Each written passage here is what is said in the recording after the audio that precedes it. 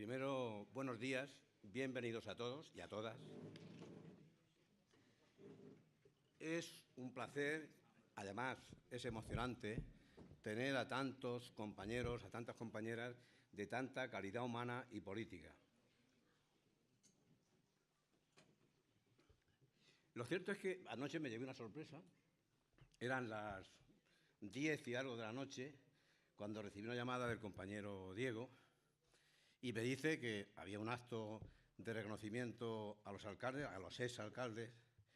Me había enterado de que ese acto de reconocimiento iba a existir unas horas antes, porque me lo había trasladado Viviano, y luego me enteré a esa hora, anoche, de que había que decir algo. Y bien, con la mejor intención del mundo y con el ánimo de no cansaros, paso pues, a contaros un poquito lo que fueron las vicisitudes, las experiencias de aquellos duros años. Nosotros, compañeras y compañeros, pertenecemos a una generación, a unas gentes, que llegamos a la política.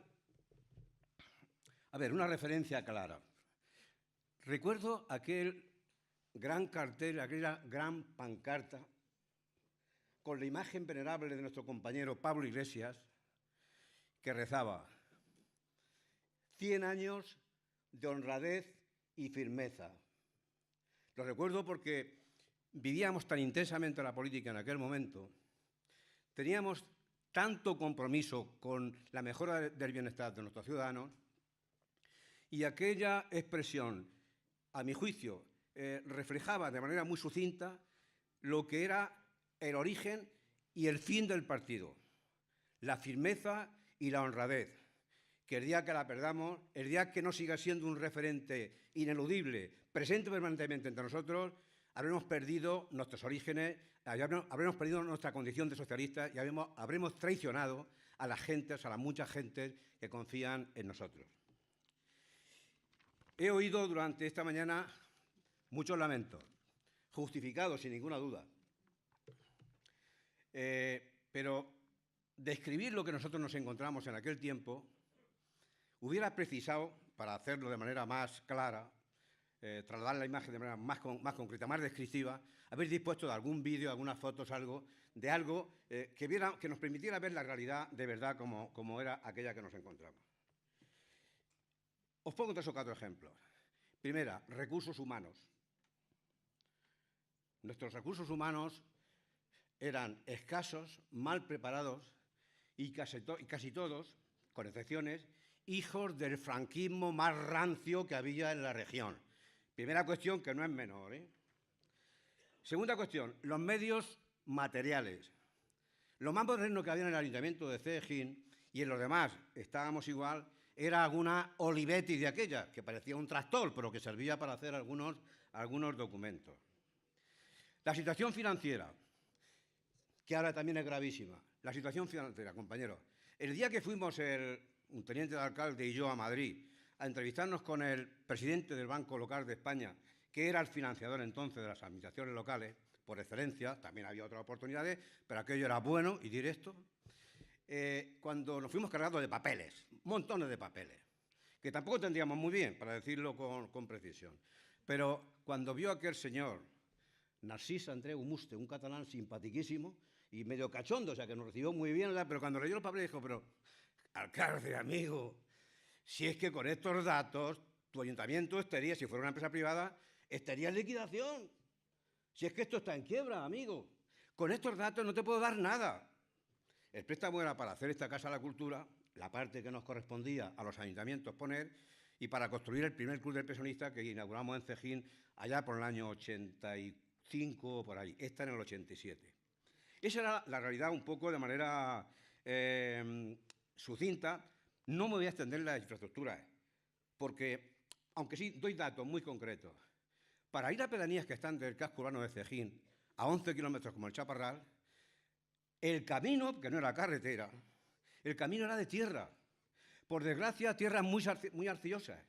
No podéis imaginaros cuando llovía lo que ocurría. La gente se quedaba ahí semanas, pues no podía salir. Salían con bestias, con mulas, porque era imposible transitar con vehículos rodados desde aquel lugar hasta aquí. Y eso pasaba en Moratalla, que tiene pedanía a 50 o 60 kilómetros de lo que es la capital del municipio. Pasaba en Mula, pasaba en Caravaca, pasaba en todos nuestros municipios. No se podía llegar a nuestras pedanías cuando llovía porque el terreno estaba enfangado y era imposible acceder hasta ellas. Había muchos cortijos, muchos diseminados, no diseminados de segunda residencia, amigos y amigas, diseminados de primera residencia, donde tenían que ir los niños a la escuela, donde tenían que desplazarse, donde además, de no tener caminos, no tenían ni luz eléctrica en las casas, no alumbrado público, luz eléctrica en sus casas. Eso lo he vivido yo y nos costó un decenio eliminar esa lacra en Cejín. En otros sitios costó algo menos y en algunos otros bastante más. Había una figura en los ayuntamientos un poco tenebrosa, pero real, como la vida misma entonces. La beneficencia. Compañeras y compañeros que asienten con la cabeza. La beneficencia, todos sabemos lo que significa el término, pero era el fondo del que pagábamos la medicina en los ayuntamientos de aquellas personas que no estaban inscritas en la cobertura de la seguridad social de entonces. No podéis imaginaros los tiempos, las horas que dedicamos a atender a la gente que venía a pagar por una receta y las tendría que extender el ayuntamiento, bueno, el médico, y luego financiar el ayuntamiento porque había un 40 o un 50% de población que no tenía prestaciones sanitarias, que no les alcanzaba su dinero, el particular, y desde luego no tenían las estructuras públicas, iniciativas como para atender aquella necesidad. Palabra que desapareció en el año 86, cuando alguna vez he vituperado, yo creo que alguna vez hasta con razón, pero que tantísimas cosas hizo en este país como Felipe González, el Manirroto, luego famoso en boca, en palabras del señor Aznar.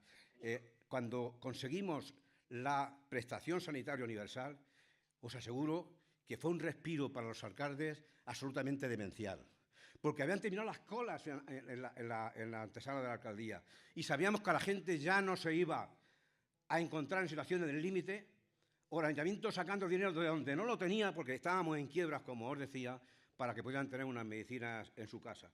Me podría extender en detalles de esto infinitamente, pero hay otra cuestión que no quiero pasarme por alto, porque lo sufrieron muchísimo, lo sufrimos todos los alcaldes de la comarca, pero especialmente los compañeros de Moratalla, el paro. Teníamos un paro tremendo, pero en Moratalla llegaron a tomar los parados nuestros ayuntamientos. El paro, venían los vecinos y se manifestaban o se metían en el ayuntamiento y no había manera de echarles. Y organizaban viajes hasta Murcia y montaban cada apoyo. Yo recuerdo manifestaciones absolutamente rompedoras, con la relación que teníamos entonces con el delegado del gobierno, con entonces el gobernador civil, y que no se andaba con broma, y que luego cuando te pasabas un poco, pues tenías un problema judicial. Lo del paro, os aseguro que nos hizo sufrir muchísimo, mucho la beneficencia. Que venga una señora con un niño enfermo, con una receta del médico, y que ha ido al departamento municipal correspondiente, y el funcionario de turno le ha dicho: mire usted, si es que el dinero que había, a lo mejor estábamos a final de febrero, para todo el año ya se ha gastado. ¿Y qué hacías tú? ¿Qué hacías tú con la señora, con la receta y con el niño enfermo? ¿Qué hacías? Que además no tenías dinero, que tenías muchas veces que inventarte o quitar de otros lugares que también hacía muchísima falta. Esta era la realidad que nos encontramos. La de ahora es muy dura, lo sabemos, y nos solidarizamos sin ninguna duda con vosotros, porque sabemos lo mal que lo estáis pasando, a pesar del esfuerzo para economizar, para gestionar con pulcritud, con eficiencia. A pesar de todo ello sabemos que lo estáis pasando muy difícil, pero aquellos tiempos os aseguro que fueron tremendamente duros, tremendamente difíciles. Pero nosotros teníamos aquella pancarta detrás, teníamos aquel póster gigante con las enseñanzas de nuestro fundador Pablo Iglesias. Honradez y firmeza y compromiso social con la gente que más nos necesitaban. Y allí estuvimos. Las infraestructuras no las voy a relatar porque sería más fácil decir ¿qué no hicieron estos alcaldes que hayan hecho los que vinieron detrás? Relatar aquí los centros deportivos, las instalaciones culturales, los equipamientos para la tercera edad, los centros de salud, las depuradoras, los caminos rurales, los alumbrados. Eso sería interminable. Sería interminable. Y por tanto no voy a relatarnos uno a uno porque, repito, perderíamos mucho tiempo que quiero dedicar brevemente a decir cosas yo creo que más importantes. Dimos un paso adelante y sacamos esas infraestructuras para adelante. Pero nos apareció un reto también tremendamente interesante, un desafío realmente que valía la pena. Y era que sabíamos que nuestros municipios, que habían sido prestadores de servicios básicos, tenían que dar un salto muy importante y empezar a ser gestores, motores del desarrollo social y económico de nuestros pueblos, de nuestros ciudadanos. Y ahí apostamos, no os podéis saber cuánto. Apostamos con los fabricantes de mármol, que nos fuimos con ellos a Carrara para que vieran cómo se sacaba el mármol y cómo se explotaba, porque nos dolía mucho que en Cejín se sacara el mármol y se elaborara en Italia y le pusieran además la marca de Italia. Nos dolía mucho y nos fuimos con ellos a Carrara, a toda Italia, para que vieran que ese valor añadido, ese trabajo de transformación, se podía quedar en la tierra. Y efectivamente tuvo sus consecuencias.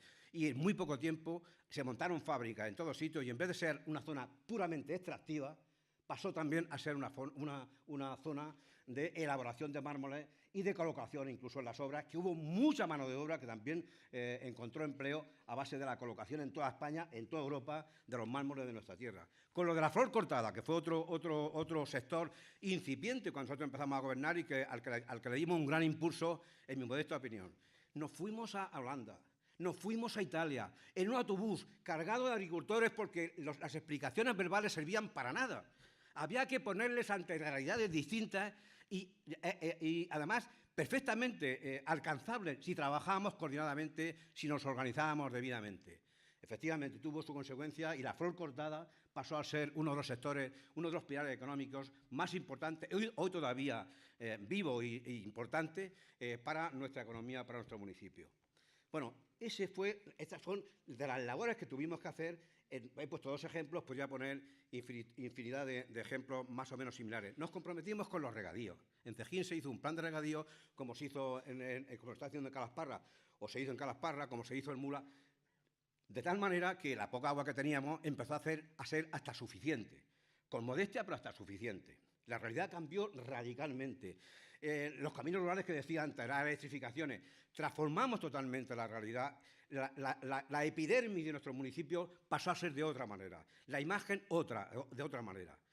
Sin hablar de todo el impulso a las actividades de tipo cultural, sin hablar al compromiso con la gente más vulnerable. Uno de los proyectos que nos enamoró desde el principio y que no será posible recuperar, pero que si fuera posible será maravilloso, son un proyecto en el que fuimos pioneros en toda España. Las escuelas taller y las casas de oficio, pero sobre todo las escuelas taller.